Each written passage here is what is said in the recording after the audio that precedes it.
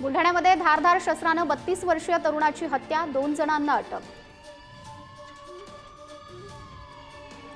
बुलढाण्याच्या लोणार शहरातील चोरी प्रकरणी 3 फरार आरोपी जेरबंद, विविध हत्यारांसह 7.5 लाखांचा मुद्देमाल जप्त, दुकान फोडून चोरी करण्याच्या उद्देशाने आली होती टोळी।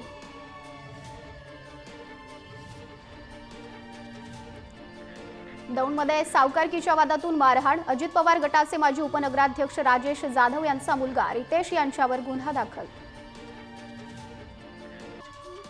अकोल्यात दारू पिऊन तळीरामांनी केली बस स्थानकांवर बैठकीच्या खुर्च्यांची तोडफोड, दारू पिण्यावरून वाद होऊन आतापर्यंत जिल्ह्यात 2 ते 3 हत्या।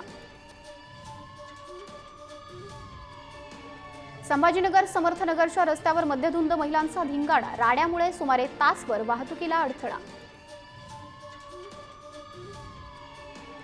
अकोल्यातील मासूम शाह दर्ग्याजवळ 17 जुगाऱ्यांना अटक, आरोपींकडून 4 लाख रुपये किमतीचा मुद्देमाल जप्त, गोदामात होता जुगाराचा अड्डा।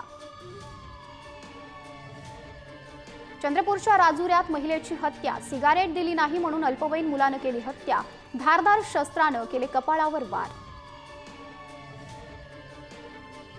नागपुरात ड्रगची तस्करी करणारे पती पत्नी अटक, आरोपींकडून 12 ग्रॅम एमडी ड्रग्ज आणि तराजू जप्त, कारमधून करत होते ड्रगची तस्करी, हुडकेश्वर पोलिसांची कारवाई।